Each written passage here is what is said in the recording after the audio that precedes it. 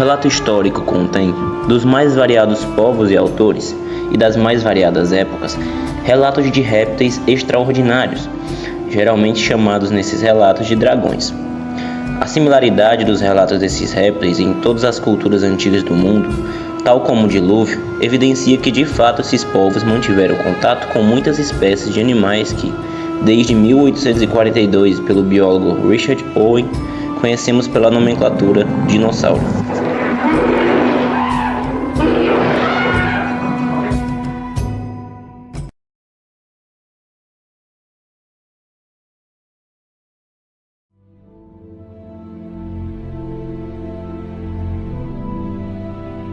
Primeiro relato. Há uma antiga história mesopotâmica que diz que o herói sumério Gilgamesh, que certamente viveu em meados de 2300 a.C., enquanto cortava cedros numa floresta, encontrou um dragão e o matou. No épico de Gilgamesh, esse ser é chamado Umbaba. Está escrito em sua epopeia: eu, Gilgamesh, irei encontrar essa criatura de quem tanto se fala, cuja fama se espalhou pelo mundo. Vou derrotá-lo na floresta dos cedros e mostrar a força do Siri Uruk. O mundo inteiro saberá disso. Eu me comprometo a levar a cabo este empreendimento, subir a montanha, abater o cedro e deixar para trás um nome ilustre e duradouro.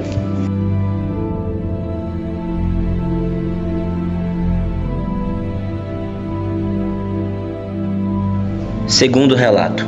A Bíblia relata que durante a época de Jó, cujo deve ter sido a mesma época de Gilgamesh, haviam dois grandes animais que, ao analisarmos suas descrições, dão a entender de se tratarem de alguma espécie de grande dinossauro herbívoro, como os grandes saurópodes ou ceratopsídeos, e alguma espécie de grande crocodiliano ou elasmossauro. São eles Behemoth e Leviatã. Jó, capítulo 40, versículos 15 a 32. Veja o Behemoth, fui eu que o criei, como criei você. Ele come grama como faz o boi. Veja a força de suas ancas, o vigor do seu ventre musculoso, quando ergue a cauda como cedro, trançando os tendões de suas coxas. Seus ossos são como tubos de bronze, e sua carcaça parece feita de barras de ferro. Ele é a obra-prima de Deus, e somente o seu Criador pode ameaçá-lo com a espada. Deus lhe proíbe a região das montanhas onde as feras se divertem. Ele se deita debaixo do lótus e se esconde entre os juncos do pântano.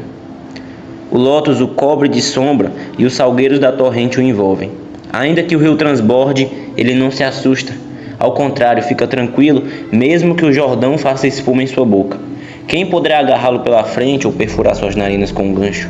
Por acaso você é capaz de pescar o Leviatã com um anzol e amarrar-lhe a língua com uma corda? Você é capaz de furar as narinas dele com um junco e perfurar sua mandíbula com um gancho? Será que ele viria até você com muitas súplicas, ou lhe falaria com ternura? Será que faria uma aliança com você, para você fazer dele o seu criado perpétuo? Você brincará com ele como se fosse um pássaro, ou você o amarrará para suas filhas? Será que os pescadores o negociarão, ou os negociantes o dividirão entre si?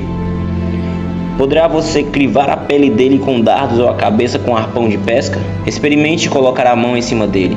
Você se lembrará da luta e nunca mais repetirá isso.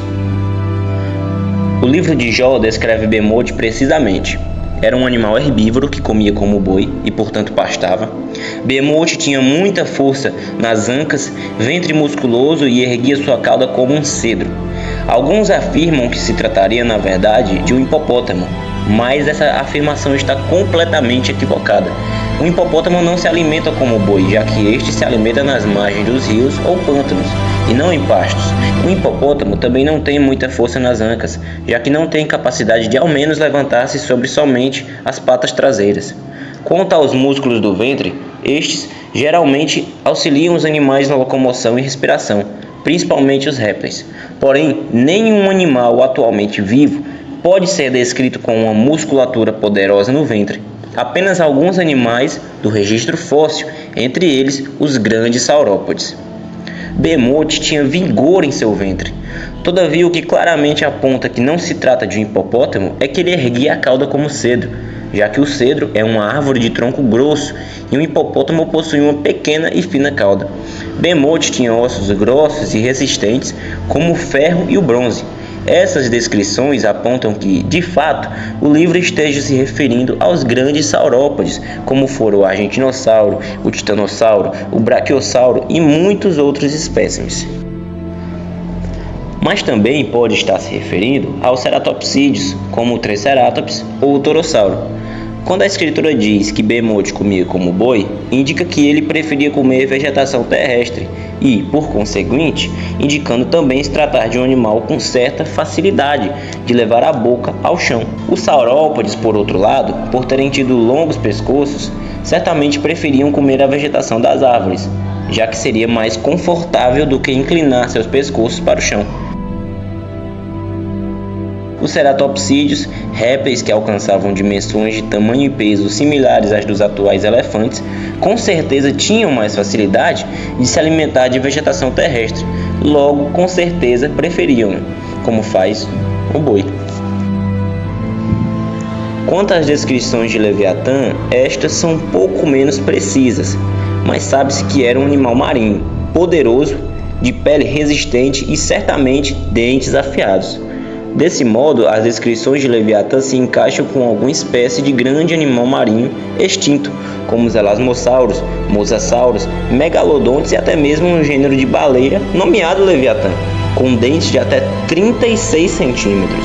Todos esses animais podiam ultrapassar facilmente 10 metros de comprimento e 10 toneladas de peso. Entre esses citados, os maiores espécimes foram os megalodontes, grandes tubarões que podiam medir até 18 metros e pesar cerca de 60 toneladas. Já no caso de interpretar Leviatã como um crocodilo, seria, portanto, alguma espécie de grande crocodiliano marinho já extinto. De fato, há evidências de que o grande gênero de crocodilo Deinosuchus se alimentava de tartarugas marinhas, então logo vivia em ambiente marinho. Houveram várias outras espécies de crocodilianos gigantes no passado, mas muitos destes viveram em água doce e não no mar, o que diminui as possibilidades de Leviatã ter sido um crocodilo.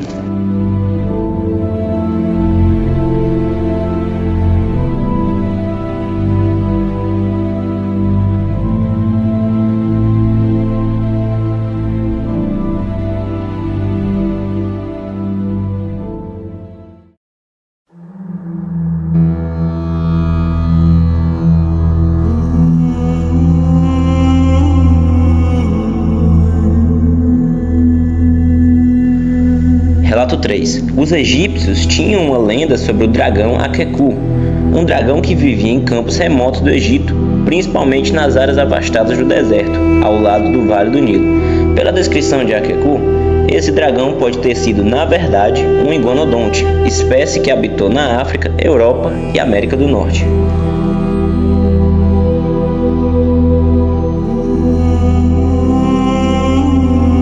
Relato 4. Antigos contos chineses falam de uma família que mantinha dragões em cativeiro. Além disso, alguns contos também dizem que os reis chineses usavam dragões para puxarem suas carruagens.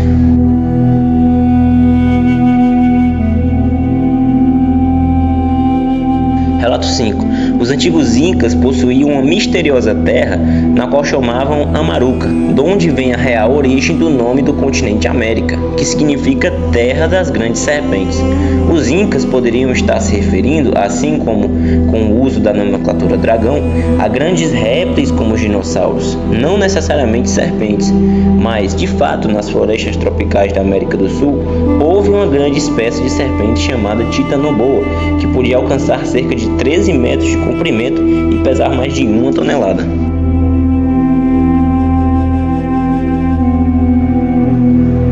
Relato 6. Os indígenas brasileiros possuem uma lenda chamada de Boitatá, uma grande serpente de fogo que protege a floresta.